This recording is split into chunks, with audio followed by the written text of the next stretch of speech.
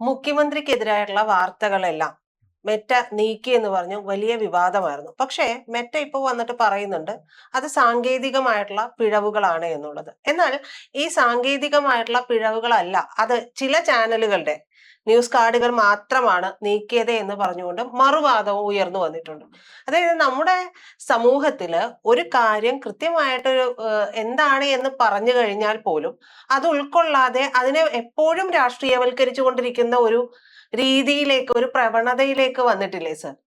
അല്ല, അത് മാത്രമല്ല. അപ്പൊ ഞാൻ പറയുന്നത് ഇപ്പോ CPM സംബന്ധിച്ചിടത്തോളം ഞാൻ അവർ കാണുന്ന ഒരു പ്രധാന പ്രശ്നം, അവരിപ്പോ സതീശനെ അങ്ങ് വീഴ്ത്തിയാൽ അവരുടെ രാഷ്ട്രീയം വിജയിച്ചു എന്നാണ്.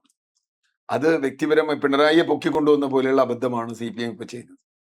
ഒരു സതീശൻ മാത്രമല്ലല്ലോ ഇതില്, അത് CPM പൊതുനയം അവർ പരിശോധിക്കട്ടെ.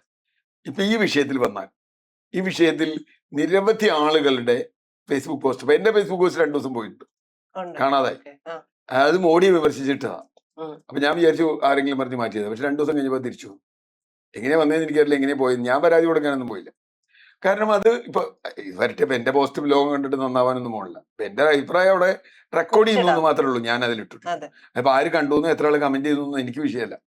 അത് എന്റെ ഒരു എന്താ പറയാ ആത്മസംതൃപ്തിക്ക് അത്രയും ചെയ്തൊരു കാര്യമാണ്. അപ്പോ ഇപ്പോ പൊളിറ്റിക്കൽ പോസ്റ്റുകൾ വലിയ തോതിൽ നീക്കം ചെയ്യപ്പെടുന്നു എന്ന പരാതി കേന്ദ്ര സർക്കാരിനെതിരെയും ഈ സർക്കാരിനെതിരെ, സംസ്ഥാന സർക്കാരുകൾക്കെതിരെയൊക്കെ വന്നിട്ടുണ്ട്. അപ്പൊ അതിൽ ആദ്യം പരിശോധിക്കേണ്ടത് മെറ്റ എന്ന് പറയുന്ന ഈ സ്ഥാപനം ഈ സർക്കാരുകളുടെ ആരുടെ നിയന്ത്രണത്തിലുള്ളതല്ല. അപ്പൊ മെറ്റ കേന്ദ്ര സർക്കാരിന്റെ എതിരായിട്ട് വലിയൊരു തർക്കം ഉണ്ടായി അടുത്ത കാലത്ത്. കേന്ദ്ര സർക്കാർ അവർ ചോദ്യം ചോദിച്ചു, മറുപടി പറഞ്ഞു, പിന്നെയും ചോദിച്ചു, പിന്നെയും മറുപടി പറഞ്ഞു, അങ്ങനെയുള്ള പ്രശ്നങ്ങളുണ്ടായി. ഇപ്പൊ കേരളത്തിൽ അങ്ങനെ വരുമ്പോ ഇപ്പൊ തീർച്ചയായും പെട്ടെന്ന് സംശയിക്കാം നമുക്ക്, സതീശനെതിരായ കാർഡുകളാണ് നീക്കം ചെയ്യുന്നത്, അതുകൊണ്ട് തീർച്ചയായും ഇടപെട്ടിട്ടുണ്ടോ? അങ്ങനെ ഏതെങ്കിലും തരത്തിലുള്ള ഇടപെടൽ ഉണ്ടെങ്കിൽ അത് തെറ്റാണെന്ന് ആദ്യം മുതൽ വിശ്വസിക്കുന്ന ഒരാളാണ് ഞാൻ. മെറ്റ എന്ന് പറയുന്ന ഒരു കോർപ്പറേറ്റ് ആണ്. നമ്മളിപ്പോ അതങ്ങനെ വെറുതെ കാണണ്ട. അതൊരു കോർപ്പറേറ്റ് ആണ്. അവരുടെ താല്പര്യം ഒരുപക്ഷെ അന്താരാഷ്ട്ര താല്പര്യം ഉണ്ടാവാം, ദേശീയ താല്പര്യം ഉണ്ടാവാം, സംസ്ഥാന താല്പര്യമൊക്കെ അവർക്ക് ഉണ്ടോ എന്ന് എനിക്കറിയില്ല. മെറ്റയ്ക്ക് കേരളത്തിൽ എന്താ താല്പര്യം എന്ന് എനിക്കറിയില്ല.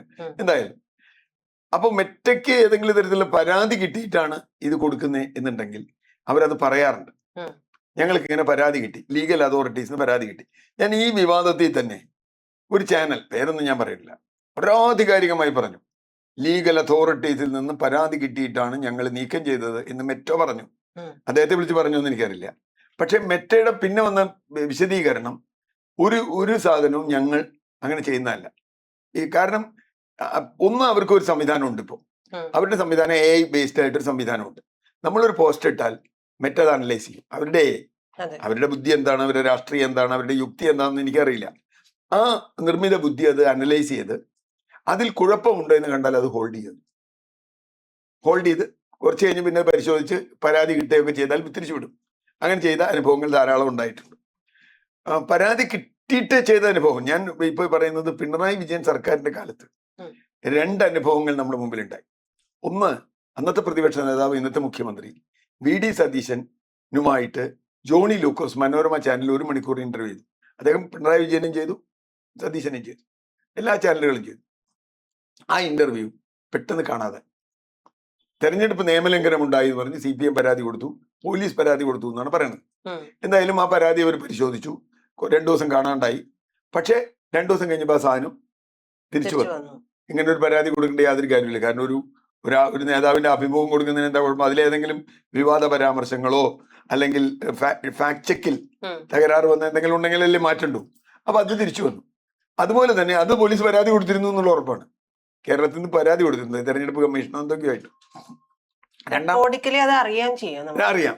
രണ്ടാമത്തെ വിഷയം, N മാധവൻകുട്ടി എന്ന് പറയുന്ന നമ്മുടെയൊക്കെ ഗുരുനാഥൻ എന്ന് പറയാവുന്ന ഒരു ജേർണലിസ്റ്റാണ്. ഇന്ത്യൻ എക്സ്പ്രസിലൊക്കെ ഉണ്ടായിരുന്നു. ഇപ്പോ സ്വതന്ത്രമായിട്ട് ഇതില്ല. ദേശാഭിമാനിയിലുണ്ടായി. ദേശാഭിമാനിയുടെ കൺസൾട്ടന്റ് എഡിറ്ററോ കേട്ട് കുറെ കാലം വർക്ക് ചെയ്ത് അദ്ദേഹത്തിന്റെ ഒരു പോസ്റ്റ് പോലീസ് പറഞ്ഞ് നീക്കം ചെയ്തു. കഴിഞ്ഞ ഗവൺമെന്റ് കാലത്ത് പോലീസ് പറഞ്ഞിട്ടാണ് നീക്കം ചെയ്തത്. എന്നിട്ട് അദ്ദേഹം ഹൈക്കോടതിയിൽ പോയി. ഇപ്പോൾ ഹൈക്കോടതി പറഞ്ഞിട്ടാണ് ആ പോസ്റ്റ് തിരിച്ചു വന്നിട്ടുള്ളത്. എന്നുവെച്ചാൽ പോലീസിന്റെ പരാതി ഉണ്ടെങ്കിൽ അത് പരിഹരിക്കേണ്ടത് കോടതി വഴിയാണ്. കോടതി വഴി അത് പരിഹരിച്ച അദ്ദേഹത്തിന്റെ പോസ്റ്റ് തിരിച്ചു വന്നിരിക്കും. ഈ 2 സംഭവം കഴിഞ്ഞ സർക്കാരിന്റെ കാലത്തുണ്ടായതാണ്. അപ്പൊ അങ്ങനെ ഉണ്ടെങ്കിൽ അന്ന് മെറ്റ പറഞ്ഞിരുന്നു, ഇത് ഞങ്ങൾക്ക് ലീഗൽ അതോറിറ്റീസിന്റെ പരാതി കിട്ടിയിട്ടുണ്ട്. ഈ കേസിൽ അതില്ല എന്ന് മാത്രമല്ല, മെറ്റ പറയുന്നു ഇത് ചെയ്യുന്നു. അപ്പൊ മെറ്റ വിശ്വസിക്കണോ എന്നൊരു ചോദ്യം. മെറ്റയെ സംബന്ധിച്ചിടത്തോളം സതീശൻ അത്ര ഒരു സതീശൻ തന്നെ ചോദിച്ച പോലും ഞാൻ പറഞ്ഞ ഉടനെ കേൾക്കുന്ന ആളാണോ മെറ്റ? എനിക്കതിൽ എന്ത് നിയന്ത്രണമാണ് ഉള്ളത് നിങ്ങൾ പറയണം. ഇനി അത് മാത്രമല്ല, ഒരു കാര്യം കൊണ്ട് അദ്ദേഹം പറഞ്ഞു എനിക്കതിൽ തോന്നിയത്, നിങ്ങൾക്ക് അങ്ങനെ പരാതി ഉണ്ടെങ്കിൽ നിങ്ങളുടെ പരാതിയെ സപ്പോർട്ട് ചെയ്തുകൊണ്ട് സർക്കാർ വരും. വെറുതെ നമ്മൾ പറഞ്ഞിട്ട് കാര്യമല്ലോ. ഒന്നുകിൽ പോലീസ് കൊടുത്ത പരാതി കിട്ടണം, പോലീസ് കൊടുത്തു എന്ന് അവർ പറയണം, അല്ലെങ്കിൽ അതിന്റെ കോപ്പി നമുക്ക് കിട്ടണം, എന്തെങ്കിലും വേണം, ഒരു കമ്മ്യൂണിക്കേഷൻ വേണം, അല്ലെങ്കിൽ ഏതെങ്കിലും തരത്തിൽ വരണം. ഇപ്പൊ മെറ്റ പറഞ്ഞു എന്നാ പറഞ്ഞത്, ഞാൻ മെറ്റ പറഞ്ഞു കണ്ടിട്ടില്ല, പക്ഷെ മെറ്റ പറഞ്ഞു എന്നാണ് മാധ്യമങ്ങൾ റിപ്പോർട്ട് ചെയ്യുന്നത്. മെറ്റയാണ് ഒഫീഷ്യലായിട്ട് പറയേണ്ടത് എന്തുകൊണ്ട് ഇത് വിഡ്രോ ചെയ്തു, എന്തുകൊണ്ട് പോയി. ഈ അടുത്ത ദിവസം കുട്ടി സഖാക്കൾ എന്ന് പറഞ്ഞിട്ടൊരു ഒരു പോസ്റ്റ്, അതിപ്പോ വലിയ വേറെ വിവാദമായി. എത്ര ഒരു ദിവസം കൊണ്ട് 2 മില്യണോ 20 ലക്ഷം ഫോളോവേഴ്സോ ലൈക്കും ഒക്കെ കിട്ടി എന്ന് പറഞ്ഞപ്പോ അത് കാണാനില്ല. 8 വയസ്സുകാരന്റെ അവിടെയാണ് പ്രശ്നം. അതിൽ ലീഗലായ ഒരു പ്രശ്നമുണ്ട്. മെറ്റ കളഞ്ഞിട്ടുണ്ടെങ്കിൽ അത് ലീഗലി മെറ്റയുടെ പോളിസിക്ക് എതിരാണ്. ഇപ്പൊ ഞാനൊരു സ്ഥാപനം നടത്തണമെങ്കിൽ എന്റെ പോളിസിക്ക് എതിരായിട്ടുള്ള സാധനം ഇട്ടാൽ ഞാൻ എഴുതില്ല. ഒരുപക്ഷെ ഞാൻ മെറ്റയെ വിമർശിച്ചുകൊണ്ട് ഒരു സാധനം ഇട്ടാൽ ചിലപ്പോൾ മെറ്റ കളഞ്ഞു വരും, സ്വാഭാവികമായും. പക്ഷെ ശരിക്കും കളയാൻ പാടില്ല, ജനാധിപത്യത്തിൽ അങ്ങനെ കളയാൻ പാടില്ല എന്നുള്ളതാണ്. പക്ഷെ ഇപ്പൊ ഈ പ്രശ്നം എന്താ ഞാൻ മനസ്സിലാക്കുന്നത്, 10 വയസ്സിൽ താഴെയുള്ള കുട്ടികളുടെ പോസ്റ്റുകൾ അവരിടുന്നതല്ല എന്നാണ് മെറ്റ കണക്കാക്കുന്നത്. അപ്പൊ മെറ്റ ചെക്ക് ചെയ്തപ്പോ ഈ സാധനത്തിൽ കുഴപ്പമുണ്ട്. അത് പിണറായി വിജയൻ ലൈക്ക് ചെയ്തു, അല്ലെങ്കിൽ റിയാസ് ലൈക്ക് ചെയ്തു, അല്ലെങ്കിൽ ഞാൻ ലൈക്ക് ചെയ്തു എന്നൊന്നും അതിൽ വിഷയമല്ല. മെറ്റയ്ക്ക് പിണറായി വിജയനും സതീശനും ഒന്നും ഒരു വിഷയമല്ല. അവരെ സംബന്ധിച്ചിടത്തോളം അവർക്ക് വളരെ ക്ലിയർ ആയിട്ട്, അവർക്ക് ഇന്റർനാഷണൽ, ഇപ്പൊ നിങ്ങൾ ഒരു പക്ഷെ മോഡിയെ വിമർശിച്ചിട്ടാൽ ചിലപ്പോൾ നിൽക്കും, പക്ഷെ ട്രംപിനെ വിമർശിച്ചാൽ ചിലപ്പോൾ അടി കിട്ടും. നിങ്ങൾ ട്രംപിനെ കളിയാക്കി ഒരു പോസ്റ്റ് ഇട്ടാൽ ആ പോസ്റ്റ് പോകും. എനിക്ക് പോയ പോസ്റ്റ് അതാണ്, ഞാനിട്ടത് ഇതാണ്. നാളെ രാവിലത്തെ ബ്രേക്ക്ഫാസ്റ്റിന് എന്താ ഉണ്ടാക്കണ്ടേന്ന് മോഡി ട്രംപിനോട് ചോദിക്കുന്നതാണ്. മോഡി ട്രംപിനോട് ചോദിക്കുകയാണ്, നാളെ കാലത്ത് ബ്രേക്ക്ഫാസ്റ്റിന് എന്താന്നുള്ള വിവരം കിട്ടിയില്ല, കിട്ടിയെങ്കിൽ അത് ഉണ്ടാക്കായിരുന്നു എന്ന് പറയുന്ന, എന്നുവെച്ചാൽ ആ ഒരു അടിമ. അതാണ് ഇപ്പൊ മോദി സർക്കാരിനെ ആണെങ്കിൽ പോലും ഇത്രയും വർഷമായിട്ട് എന്തൊക്കെ ഇവിടെ പലരും പലതരത്തിലുള്ള വിമർശനങ്ങളൊക്കെ ഉണ്ടാകുന്നുണ്ട്. പക്ഷെ അവരാണെങ്കിലും അങ്ങനെ ഒരു നീക്കത്തിലേക്ക് പോയിട്ടുള്ളതായിട്ട് എനിക്കറിയില്ല. പക്ഷെ അങ്ങനെ നീക്കം ചെയ്തത് കൊണ്ട് മാത്രം ഒരു കാര്യവും നടപ്പാകാൻ പോകുന്നില്ല എന്നുള്ളത് എന്തായാലും ഇവര് പറഞ്ഞുകൊണ്ടിരിക്കുന്ന ഈ മോദിക്കായാലും സതീശനായാലും ഒക്കെ കൃത്യമായിട്ട് അറിയാവുന്നതാണല്ലോ. അപ്പോ ഈ പിണറായി വിജയന്റെ ഭാഗത്ത് നിന്ന്, അതായത് ഇപ്പൊ നടന്നുകൊണ്ടിരിക്കുന്ന ഒരു രീതി എന്ന് പറയുന്നത് പിണറായി വിജയനായിരുന്നു എല്ലാം എന്ന് പറയുന്ന ഒരു രീതിയാണ്. അപ്പൊ പിണറായി പറഞ്ഞിട്ടുള്ള സ്റ്റേറ്റ്മെന്റ്സ് ശരിയാണ്, പിണറായി ചെയ്തിരുന്ന കാര്യങ്ങൾ ശരിയാണ്, കടക്ക് പുറത്ത് പറഞ്ഞത് ശരിയാണ്, അങ്ങനെയുള്ള എല്ലാം പിണറായി എന്ത് ചെയ്തിട്ടുണ്ടോ അത് ഓരോ ഇഞ്ചും ശരിയാണ് എന്ന് ന്യായീകരിക്കാനായിട്ട് പെടാപ്പാട് പെടുന്ന, നമ്മള് വെറുതെ എങ്കിലും പറയില്ലേ കമ്മികൾ എന്ന് പറയുന്ന പോലെ, അത് അവരുടെ നാശത്തിനുള്ളതാണ്. എന്താന്ന് വെച്ചാൽ ഞാൻ പറയുന്നത്, പിണറായി സർക്കാരിന്റെ കാലത്ത് ഒരുപാട് തെറ്റ് ചെയ്തു എന്ന് കേരളത്തിലെ ജനങ്ങൾക്ക് കൃത്യമായ ബോധ്യമുള്ളത് കൊണ്ടാണ് അവർ കഴിഞ്ഞ തെരഞ്ഞെടുപ്പിൽ അവർ മാറി വോട്ടിയത്. അതും പിണറായിക്ക് ജയ് വിളിച്ചിരുന്ന ആളുകൾ പോലും വലിയ തോതിൽ മാറി വോട്ട് ചെയ്തു. അങ്ങനെയാണ് തൃക്കരിപ്പൂരും പയ്യന്നൂരും തളിപ്പറമ്പും അമ്പലപ്പുഴയും നിരവധി ഇടങ്ങളിൽ വലിയ തോതിൽ വോട്ട് കുറഞ്ഞു. ധർമ്മടത്ത് പോലും ആളുകൾ പിണറായിക്ക് കഴിഞ്ഞ ചെയ്ത ആളുകൾ ഇത്തവണ വോട്ട് ചെയ്തില്ല എന്ന് ഉറപ്പാണ്. 7ാം തവണയാണല്ലോ കേറി വന്നത്. അപ്പൊ 7ാമത്തെ റൗണ്ടിലാണ് വരുന്നത്. അപ്പൊ ഞാൻ പറഞ്ഞു വന്നത്, ഇവരാദ്യം മനസ്സിലാക്കേണ്ടത് ഇത്തരത്തിലുള്ള കാർഡ് കൊണ്ട് ഒരു ഫലമില്ല. ഇത്തരത്തിലെ കാർഡോ ചാനലോ ഒന്നും ജനങ്ങളെ ബാധിക്കുന്ന ഒരു കാര്യമല്ല. അവരുടെ ജീവിതത്തിൽ അവരുടെ അനുഭവങ്ങളുണ്ട്.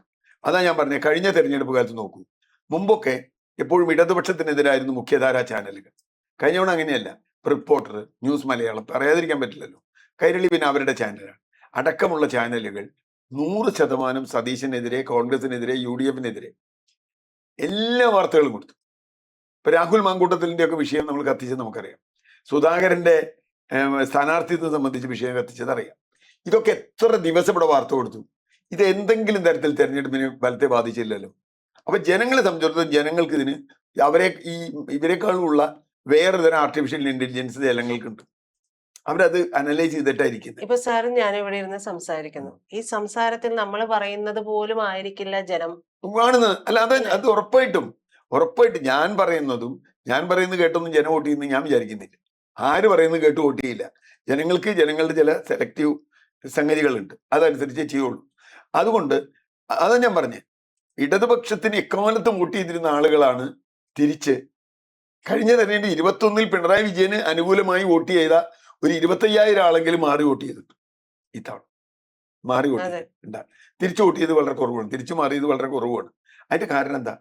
അവിടെയാണ് ഇത്തരം കാർഡുകൾ പോയി, ഇത് പോയി, അത് പോയി എന്നുള്ള പ്രചരണങ്ങൾ വലിയ തോതിൽ ജനങ്ങളെ ആകർഷിക്കുന്നേ ഇല്ല. ജനങ്ങളെ സംബന്ധിച്ചിടത്തോളം ഒരു വിഷയമല്ല അത്. ഇപ്പൊ സതീശൻ നുണയനാണ് എന്ന് എത്ര പ്രചരണം നടത്തി? നുണേശൻ നുണേശൻ എന്ന് പേരിട്ടു. പക്ഷെ ജനങ്ങൾ സതീശനല്ല നുണേശൻ എന്നും ആരാണ് നുണ പറഞ്ഞിരുന്നതെന്നും ജനങ്ങൾക്ക് തീരുമാനമായി.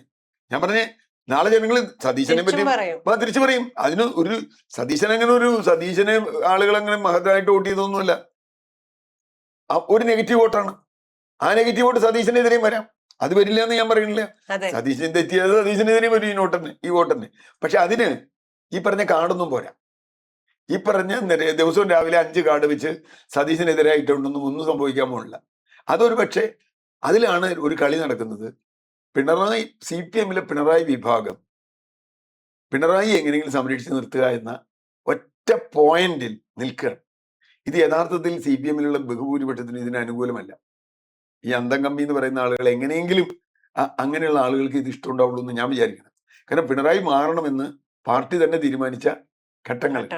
അപ്പൊ ഇവിടെ പ്രശ്നം, നമ്മൾ മെറ്റയിലേക്ക് വന്നാൽ മെറ്റ എന്ന കോർപ്പറേറ്റിന് എന്ത് താല്പര്യമുണ്ടെന്ന് നമുക്കറിയില്ല. കേരളത്തിലെ രാഷ്ട്രീയത്തിൽ പണ്ടൊരു ട്രോള് വന്ന് ഞാൻ ഓർക്കുന്നുണ്ട്. ട്രംപാണെന്ന് തോന്നുന്നു. ട്രംപ് അവിടെ ഇരുന്ന് ഫോൺ ചെയ്ത് പറയാണ്, ഇറാഖിലെ അല്ലെ മറ്റേ ഗൾഫിലെ മേഖലയിൽ യുദ്ധമൊക്കെ അവിടെ നിൽക്കട്ടെ, ഇവിടെ ഏതോ ഉപതെരഞ്ഞെടുപ്പ് നടക്കുകയാണ്, ബുഷാണ്, ഇവിടെ ഏതോ ഉപതെരഞ്ഞെടുപ്പ് നടക്കുകയാണ്, ഉപതെരഞ്ഞെടുപ്പിൽ UDF-ന്റെ പോസ്റ്റർ ഒട്ടിച്ചു നോക്ക് എന്ന് ട്രംപ് പറഞ്ഞു എന്ന അർത്ഥത്തിൽ ഒരു തമാശ ട്രോള് വന്ന്. ഞാൻ പറഞ്ഞ മാതിരി ഇത് കോർപ്പറേറ്റ് താല്പര്യങ്ങൾ എന്താണ് എന്നുള്ളത് ഒറ്റയടിക്ക് നമുക്ക് തീരുമാനിക്കാൻ പറ്റില്ല. ഇവിടുത്തെ കക്ഷി രാഷ്ട്രീയത്തിനേക്കാളൊക്കെ ഉയർന്ന സ്ഥാപിത താല്പര്യങ്ങൾ അവർക്കുണ്ടാവും.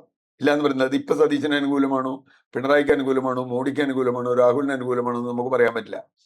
അത് വെച്ച് ഇവിടുത്തെ കക്ഷി രാഷ്ട്രീയത്തിൽ നമ്മൾ ഇടപെടാൻ തീരുമാനിച്ചാൽ ഈ കുഴപ്പം യഥാർത്ഥത്തിൽ മെറ്റയ്ക്ക് അങ്ങനെ തോന്നിയ പോലെ നീക്കം ചെയ്യാമോ എന്ന ചോദ്യമാണ് ഇവിടുന്ന് എല്ലാ രാഷ്ട്രീയ പാർട്ടികളും ഉയർത്തുന്നത്. കാരണം ജനാധിപത്യം നമ്മുടെയാണ്, അഭിപ്രായ സ്വാതന്ത്ര്യം നമ്മുടെയാണ്. ഞാൻ പറയുന്നത് അങ്ങനെ മെറ്റയ്ക്ക് തോന്നിയ മാതിരി ഉയർത്താമോ, മെറ്റ നീക്കിയാൽ സതീശനാണ് കുഴപ്പം എന്ന അർത്ഥത്തിൽ നമ്മൾ പറയാമോ? അങ്ങനെയാണോ പറയേണ്ടത്? അങ്ങനെയാണെങ്കിൽ തെളിവ് മെറ്റയ്ക്ക് പരാതി കൊടുത്തതോ മെയിൽ അയച്ചതോ എന്തെങ്കിലും ഒരു തെളിവുണ്ടാവുമല്ലോ. മെറ്റയോട് മെറ്റങ്ങനെ സതീശനെ രാവിലെ വിളിച്ചിട്ട് ഇത് നീക്കണോ എന്ന് ചോദിക്കില്ലല്ലോ, അങ്ങനെയല്ലല്ലോ. അപ്പൊ തീർച്ചയായിട്ടും വരും. പിന്നെ ആ പോസ്റ്റിന് ഈ പറയുന്നത്ര ഒരു വിലയും ജനങ്ങൾ കൊടുക്കുന്നില്ല എന്നത് മാത്രമല്ല, ഇട്ട പല സാധനങ്ങളും പിന്നീട് ഇറലവന്റ് ആയത്. ഇവരിട്ട പല പോസ്റ്റുകളും സതീശനെതിരെ ഇട്ടതൊക്കെ ഇപ്പൊ അത് പിന്നെ ഒരു പത്രസമ്മേളനം കഴിയുമ്പോൾ ഇറലവന്റ് ആവുന്ന ഒരു പ്രശ്നമുണ്ട്. അപ്പൊ അതുകൊണ്ട് ഇപ്പൊ സംഭവിക്കുന്നത് എന്താ വെച്ചാൽ, ഇനി സംഭവിക്കുക പഴയ പോസ്റ്റൊക്കെ കോൺഗ്രസ്സുകാർ എടുത്തിട്ടു, CPM ഇട്ട പോസ്റ്റ് കോൺഗ്രസ്സുകാർ എടുത്തിട്ടു. അങ്ങനെ ഇട്ടാലും പ്രശ്നമുണ്ട്. ഞാൻ പറഞ്ഞത് ഇത് കുറെ കൂടി രാഷ്ട്രീയത്തെ ഗൗരവമായി കാണുന്ന ഒരു രീതിയിലേക്ക് രാഷ്ട്രീയ പാർട്ടികൾ വരണം എന്ന് ഞാൻ പറയുന്നു. അല്ലെങ്കിൽ അത് ഈ പറഞ്ഞ പോലെ ചക്കളത്തി പോരാട്ടമായി വന്നാൽ ജനങ്ങൾ അതിനൊരു വിലയും കൊടുക്കാൻ പോകും.